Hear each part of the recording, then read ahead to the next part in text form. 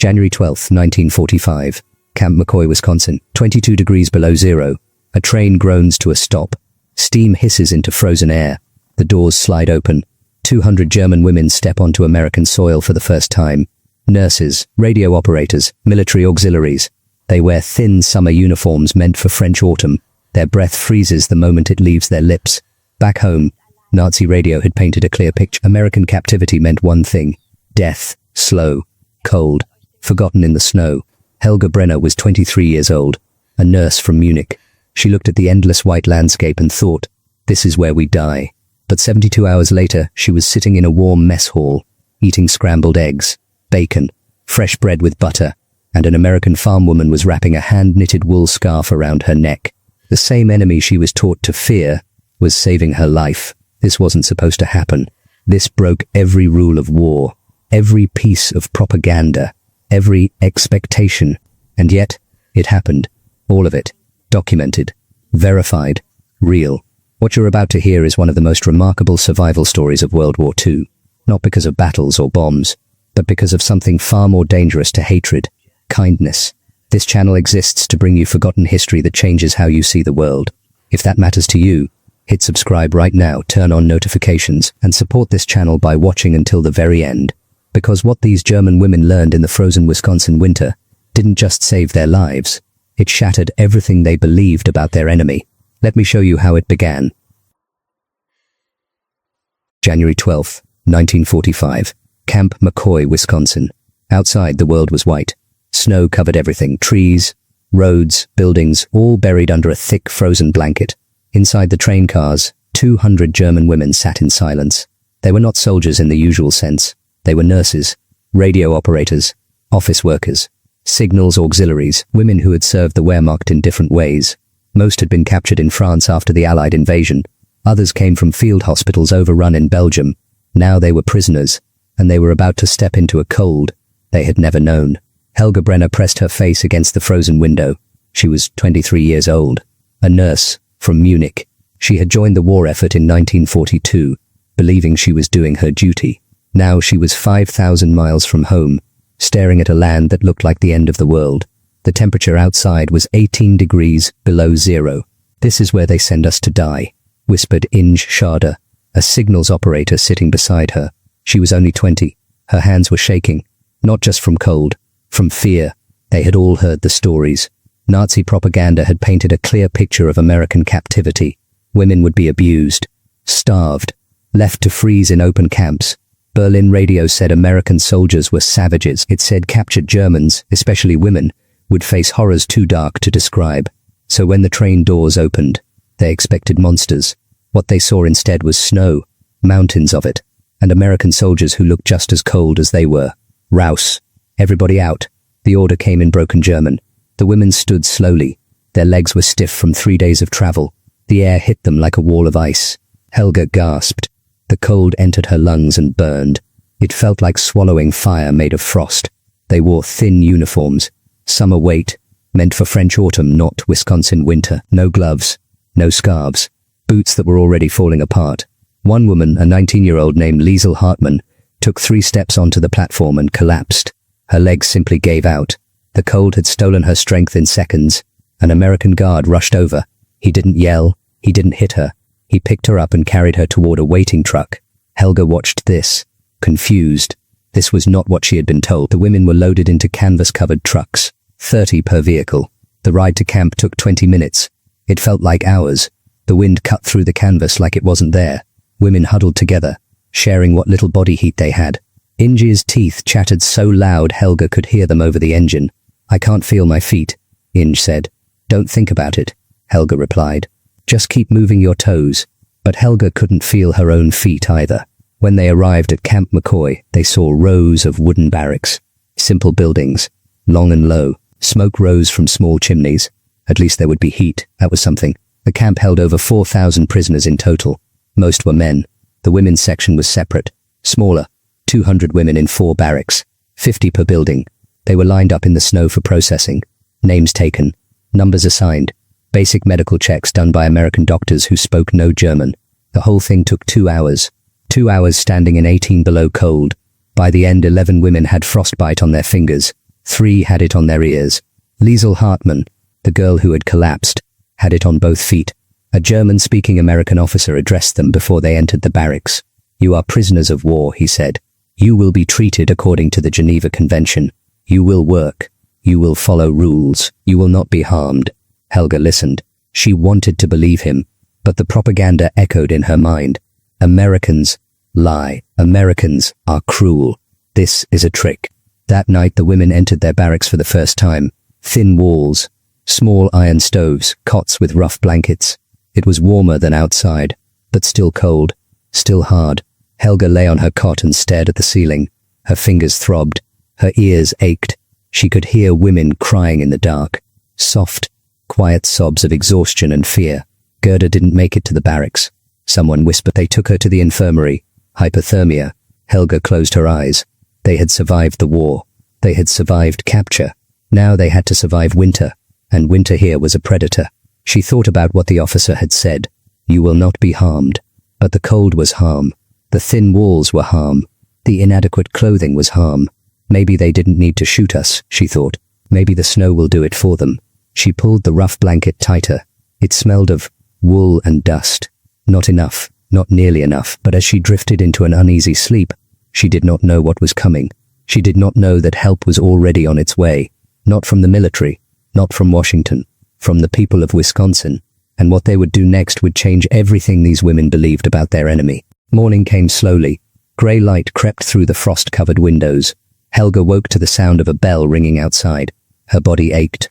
Her fingers still throbbed from yesterday's cold. But she was alive. She looked around the barracks. 49 other women were stirring on their cots. Some moved quickly. Others stayed curled under their blankets, unwilling to face another frozen day. The stove in the center of the room had gone out during the night. The temperature inside was barely warmer than a refrigerator. Helga could see her breath hanging in the air like tiny clouds. Aufstehen. Everyone up. A female American guard stood at the door. She didn't yell. Her voice was firm, but not cruel. She waited as the women slowly rose from their cots. "Breakfast in 15 minutes, she said in accented German. "Then work assignments." Breakfast. Helga almost laughed. In the last months of the war, breakfast had meant watery soup, sometimes just hot water with a few cabbage leaves floating in it.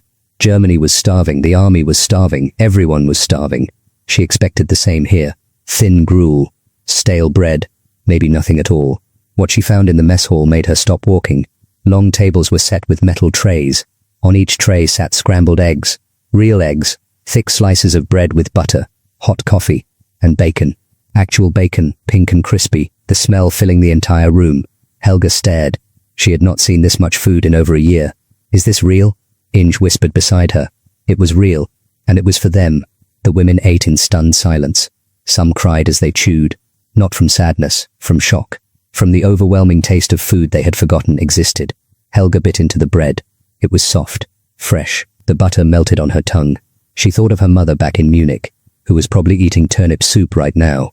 If she was eating at all, here she was, a prisoner, eating better than her own family. This was the first crack in the wall of propaganda. After breakfast came work assignments. The women were divided into groups. Some would work in the camp laundry, others in the kitchen. Some would sew and mend uniforms. A few with medical training, like Helga, were assigned to the camp infirmary. The work was hard, 10 hours a day, but it was not brutal. There were breaks. There was lunch, another full meal, soup with real vegetables, bread again, sometimes cheese. Helga worked alongside an American nurse named Dorothy. Dorothy was from a small town in Minnesota. She was 28 years old with red hair and freckles. She spoke no German. Helga spoke little English.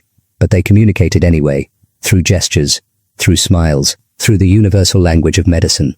One day, Dorothy handed Helga a cup of hot chocolate. "For you," she said simply. Helga held the warm cup in her hands. The smell was rich and sweet. She had not tasted chocolate since 1941. 4 years. She took a small sip and felt tears form in her eyes. "Thank you," she managed in broken English. Dorothy smiled. "You're welcome. This was not cruelty. This was kindness. Small, simple kindness." But the cold remained their enemy. The barracks were still freezing. The stoves were still weak. Clothing was still thin. By the end of the first week, 23 women had reported to the infirmary with frostbite symptoms. 4 had severe cases requiring daily treatment. Gerda Miller, the woman taken on arrival night, lost 2 toes. The camp doctor did everything he could, but the damage was done before she ever reached the hospital building. At night, the women huddled together for warmth. They pushed cots closer. They shared blankets. They learned to sleep in shifts, with some women keeping the stove fed while others rested. "We are surviving," Inge said one night.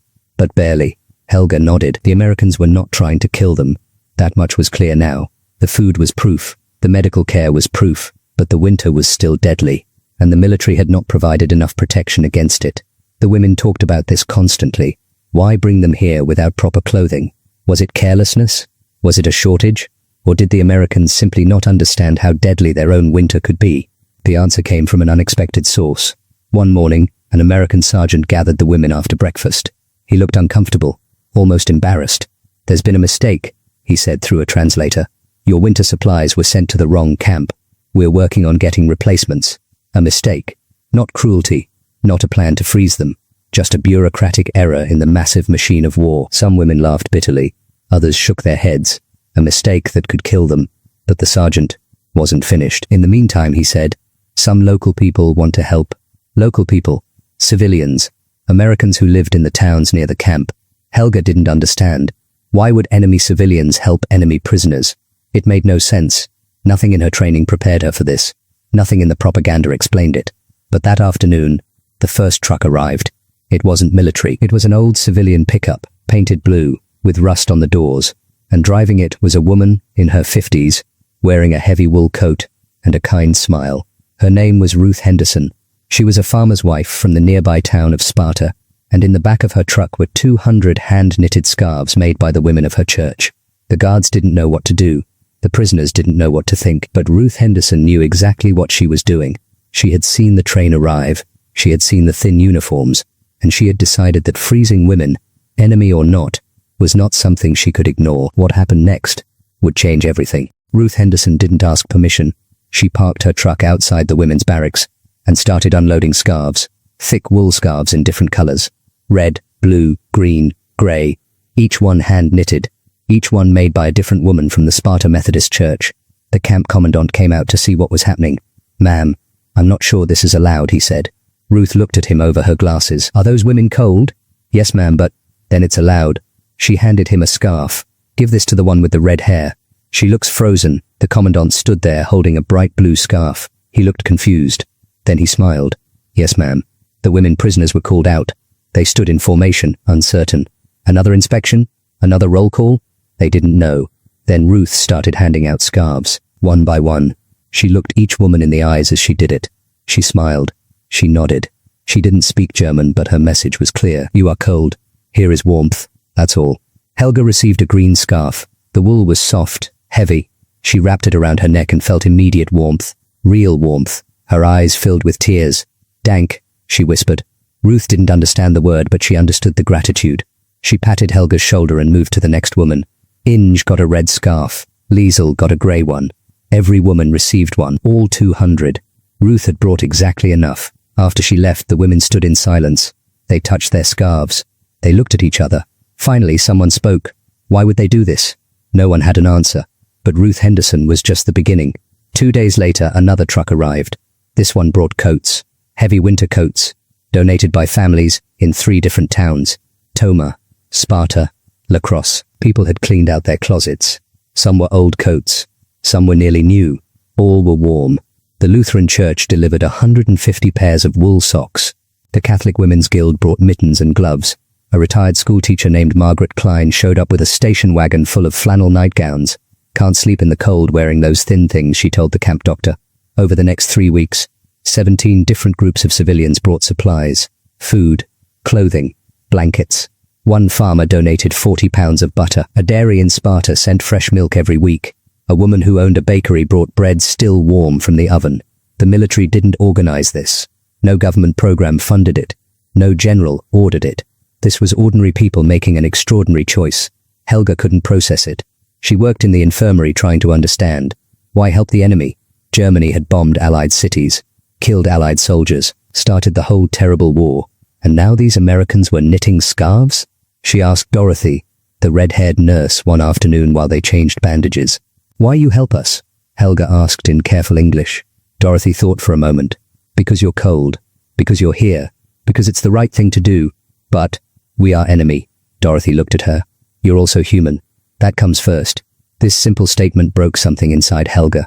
All the propaganda, all the teaching about racial superiority, about enemies and allies, about us versus them.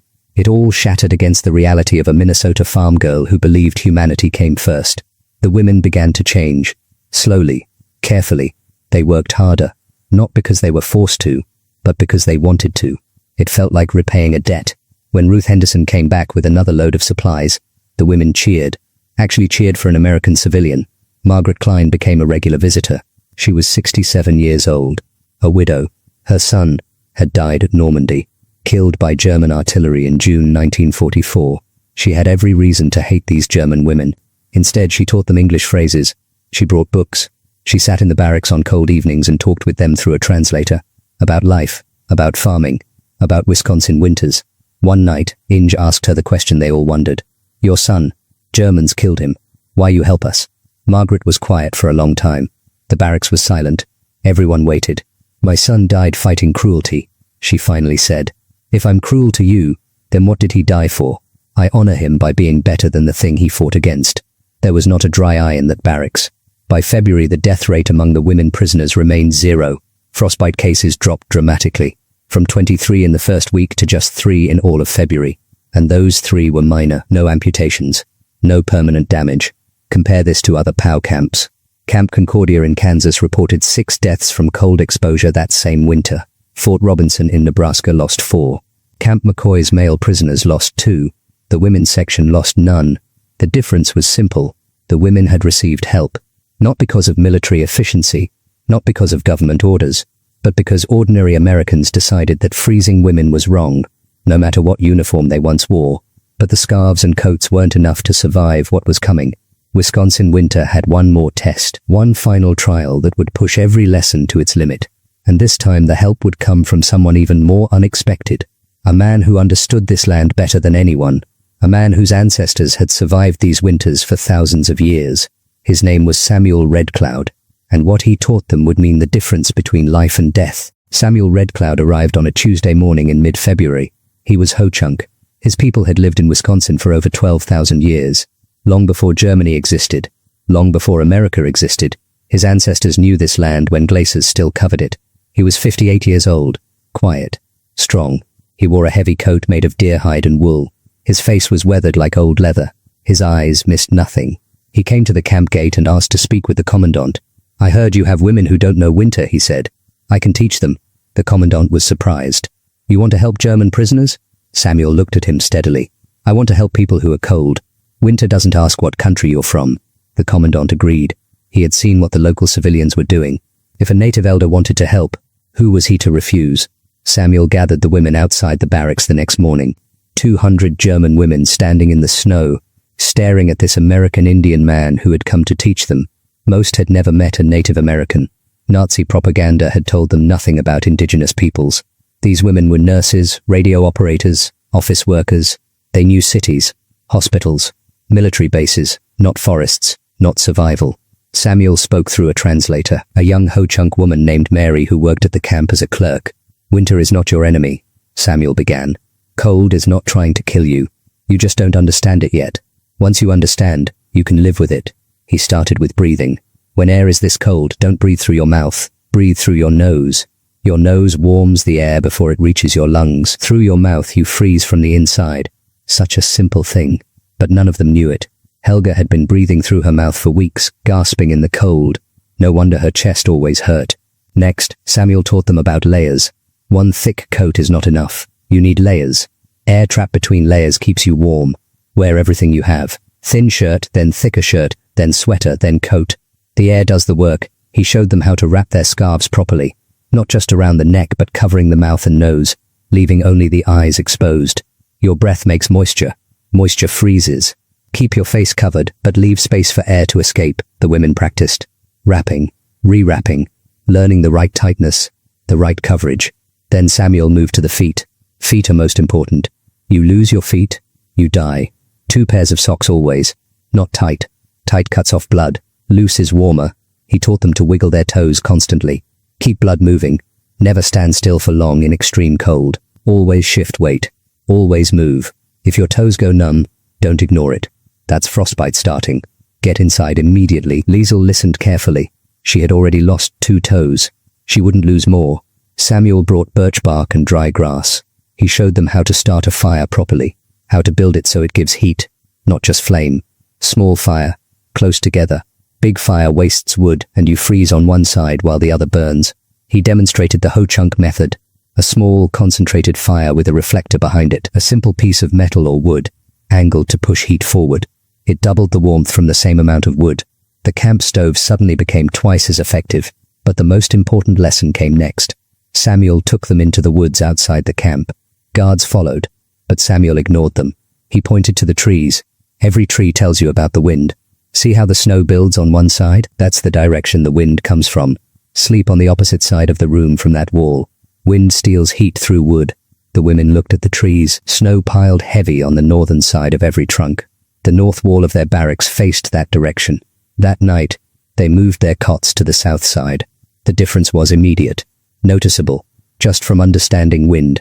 Samuel came back 3 times a week for a month. Each time he taught something new, how to recognize hypothermia in others before it becomes deadly, the stumbling, the confusion, the strange urge to remove clothing, how to build a snow wall for extra insulation. Snow, he explained, is mostly air. Air is insulation. Pack it right, and it protects you. How to eat for warmth. Fat keeps you warm. Protein keeps you warm. Bread fills your stomach, but doesn't heat your body. Eat the butter. Eat the meat. The women absorbed every word. This wasn't theory. This was survival knowledge tested over thousands of years. By March, the women moved differently, dressed differently, breathed differently. They walked through snow without exhausting themselves. They kept their fires small and efficient. They watched the trees and read the weather. Frostbite cases dropped to 0.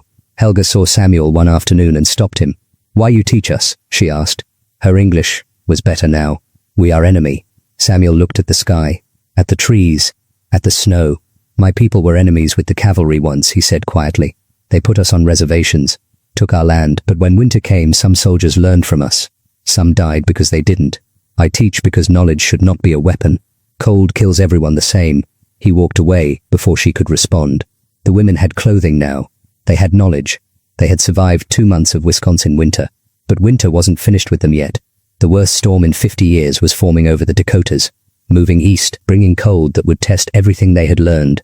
And it was coming fast. The warning came on February 23, 1945. A massive storm system was moving across the Great Plains. Weather stations reported record low temperatures, wind speeds over 60 miles per hour, snow measured in feet, not inches. The camp commandant called an emergency meeting. "All prisoners, all staff. This is serious," he said. "Worst storm in 50 years. Maybe worse. Everyone stays inside. No exceptions, no work details, no outdoor movement. We survive together, or we don't survive at all." The women returned to their barracks. They had 3 hours before the storm hit. Helga and the others immediately started preparing. Everything Samuel had taught them, everything the locals had shown them. Now it all mattered. They moved all cots to the south wall, away from the wind. They stuffed rags and paper into cracks around windows. They organized their clothing in layers, ready to wear everything at once. They stockpiled wood next to the stove. They filled every container with water before the pipes froze. Inge checked everyone's boots and socks. 2 pairs each. Make sure they're loose. Liesel helped arrange blankets for sharing. We sleep in groups. 4 women per cluster. Body heat. These were not the same frightened women who arrived 6 weeks ago. They had learned. They had changed. The storm hit at 2 p.m. The wind came first. It didn't blow. It screamed. A sound like a living thing, furious and hungry. The barracks shook. The windows rattled in their frames. Snow came horizontal, hitting the walls like thrown sand. Within an hour, visibility dropped to 0. You couldn't see 3 feet outside the windows. Just white, angry, swirling white. The temperature fell to 28 degrees below 0. With the wind, it felt like 50 below. Inside the barracks, the women huddled close. The small stove glowed red, but its heat barely reached the corners of the room. They rotated positions. Those in the center moved out. Those on the edges moved in. Everyone got time near the warmth. They wore every piece of clothing they owned. Shirts, sweaters, coats, scarves wrapped around heads and faces, mittens donated by the Catholic Women's Guild, socks from the Lutheran Church, Ruth Henderson's hand-knitted layers. They looked like bundles of fabric with eyes. Keep breathing through your noses, Helga reminded everyone. Samuel's lesson. It mattered now more than ever. The storm lasted 3 days, 72 hours of howling wind and blinding snow. The world outside disappeared. Time became strange. Day and night blurred together. They measured time in stove feedings, in rotation shifts, in cups of rationed water. Food was limited. The camp kitchen couldn't operate. They ate cold rations, bread, cheese, tinned meat, not enough for 3 days, but they made it work. They shared everything equally. No one hoarded. No one complained. On the second night, the stovepipe cracked. Smoke started filling the barracks. Panic could have killed them. Instead, they acted. One woman stuffed the crack with wet rags. Another adjusted the damper. A third opened a window just slightly to vent the smoke without losing all their heat. They worked together, quickly, efficiently. They were a team now. Outside, the storm raged. Snow piled against the barracks walls. Drifts rose to the windows. 10 feet, 12 feet. The building disappeared into a white tomb. On the third morning, the wind finally stopped. The silence was shocking. After 3 days of constant screaming wind, the quiet felt unnatural. Wrong. The women waited. Still huddled. Still cautious. Samuel had warned them. The storm's end is the most dangerous time. People rush out too soon. They celebrate too early. And the cold is still deadly. They waited 2 more hours. Then carefully the senior woman cracked open the door. Snow avalanched inside. A wall of white, packed solid. They were buried. It took an hour to dig out. Using boards, metal. What happened here? Between us. That was real. The war was the lie. This was the truth. Helga couldn't speak. She just nodded. Margaret Klein was there too. She gave each woman a small gift. A handkerchief embroidered with Wisconsin wildflowers. Something to remember. You survived, Margaret said. Now go home and build something better than what was destroyed. Samuel Red Cloud came to the camp the day before the last group departed. He didn't say much. He never did. He just shook hands with the women and gave them one final piece of advice. Cold teaches you things, he said. It teaches you that survival requires helping each other. Remember that when you go home. Your country forgot it. Don't you forget it. Between July and September 1945, all 200 women left Camp McCoy. They traveled across an ocean to a defeated nation. Occupied. Divided. Starving. The contrast was brutal. In Wisconsin, they had been prisoners who ate eggs and bacon. In Germany, they were free citizens who stood in bread lines. But they carried something with them. Letters. Addresses. Promises to write. And they kept those promises. The first letter arrived at Ruth Henderson's farm in November 1945. From Helga. Written in careful English. Dear Mrs. Henderson, I am home now. Germany is very hard. No food like America. No heat like your stove. But I am alive because you gave me scarf. I think of you every day. Thank you for saving my life. Ruth cried reading it. She wrote back immediately. Over the next year, Ruth received 47 letters from former prisoners. So did Margaret Klein. The Lutheran Church got 38. Samuel Red Cloud received 29. Letters in broken English. Letters in German with translations attached. Letters filled with gratitude, updates, requests for advice, shared memories. Some asked for help, food packages, medicine, clothing for children born after the war. The people of Wisconsin sent what they could. Care packages crossed the Atlantic. Not required by any treaty. Not ordered by any government. Just people helping people. This continued for decades. In 1962, Helga returned to Wisconsin. She was 40 years old now. Married. A mother of 3. A nurse. In a Bonn hospital. She saved for 2 years to afford the trip. Ruth Henderson was 74. Still strong. Still farming. They sat in the same kitchen. At the same table. Helga's English was fluent now. You saved my life, she said. Ruth shook her head. Winter would have killed you. We just showed you how to live through it. There's a difference. No, Helga said firmly. You showed me humanity. That is what saved me. The winter was cold. But you were warm. That is what I needed most. 17 women eventually returned to visit Wisconsin. Some came once. Some came multiple times. They brought their children. Their grandchildren. They showed them the barracks where they survived. The town that helped them. Samuel Red Cloud died in 1979. At his funeral, there was a wreath sent from Germany, paid for by 23 former prisoners who never forgot the man who taught them to survive. Ruth Henderson died in 1983, age 95. Her obituary in the Sparta newspaper mentioned her work with POWs. Her family received 31 letters from Germany, from women, now elderly, who still remembered her kindness. Margaret Klein died in 1987. 14 former prisoners attended her funeral. They flew from Germany to honor the woman whose son died fighting their country, but who chose compassion over revenge. The paradox is complete now, clear, undeniable. They came as enemies. They left as students. They arrived expecting cruelty. They found humanity. They were taught to hate Americans. Instead, Americans taught them to survive. The greatest weapon was not bombs or bullets. It was kindness. It was scarves and soup. It was an elder teaching ancient knowledge. Trays, bare hands. They tunneled through snow taller than any of them. Finally, they broke through to daylight. The world was transformed. Unrecognizable. Snow covered everything. The camp looked like a collection of white mounds. Trees bent under impossible weight. One barracks roof had collapsed. Not theirs. The men's section. 3 buildings down. Rescue crews were already digging. The camp had survived, but barely. Final count, Camp McCoy recorded wind gusts of 67 miles per hour. Total snowfall, 34 inches. Temperature low, 31 below zero. In the men's section, 2 prisoners died. Hypothermia. 1 American guard died trying to reach the infirmary during the storm. In the women's section, 0 deaths. 0 serious injuries. Not 1 case of severe frostbite. Every single woman survived. And then they saw something impossible. A truck was pushing through the snow toward their barracks. An old blue pickup. Rust on the doors. Ruth Henderson. She had driven through the aftermath of the worst storm in 50 years to check on them. In the truck bed, hot soup in insulated containers, fresh bread, blankets. Behind her came Margaret Klein in her station wagon. Then 3 men from the Ho-Chunk reservation with firewood and venison. Then the Lutheran church group with medical supplies. The civilians had risked their lives to bring help. The camp commandant stood in the snow, shaking his head in disbelief. "You people are absolutely crazy." Ruth Henderson smiled. "Maybe, but those girls needed soup." In that moment, something shifted. The women weren't prisoners anymore. Not really. They were neighbors who had survived a disaster together. The war still existed. The rules still applied. But something deeper had happened. Something the storm had revealed.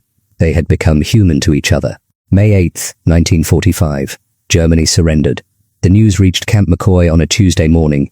The war in Europe was over. After 6 years of destruction, the fighting had stopped.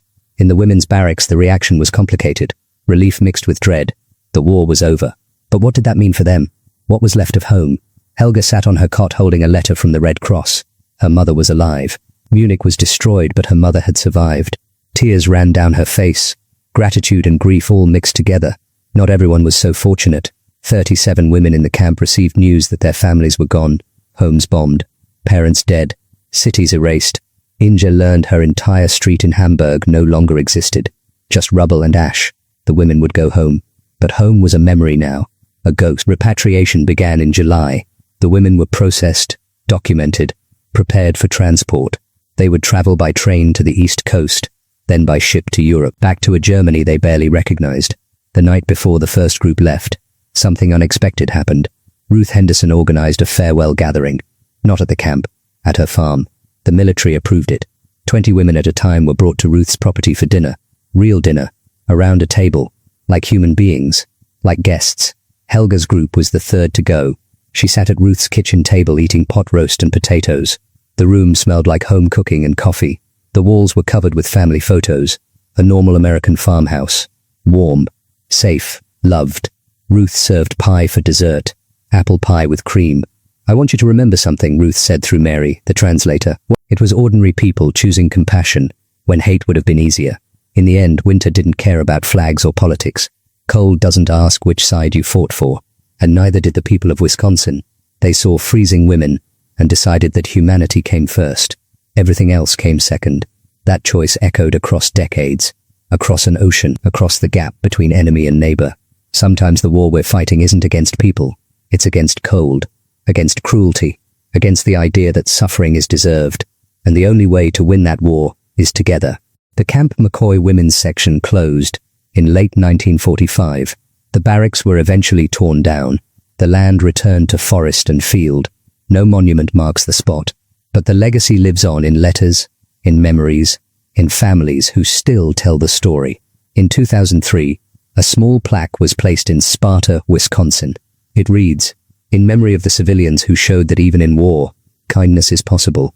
Beneath it are 4 names: Ruth Henderson, Margaret Klein, Samuel Red Cloud, and Dorothy Carlson, the nurse who first offered hot chocolate.